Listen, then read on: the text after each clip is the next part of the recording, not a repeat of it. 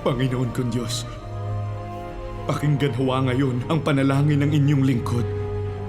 Ako at ang sangbahayan ng aking magulang ay nagkasala sa pagsuway namin sa iyo at sa pangaral ni Moises.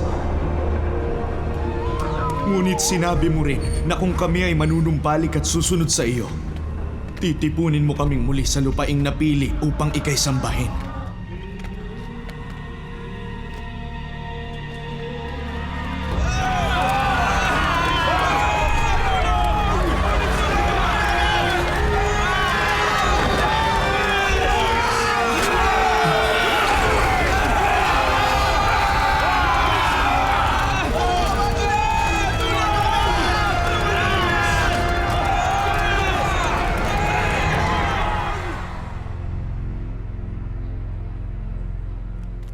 Pakiusap, dinggin mong dasal ko.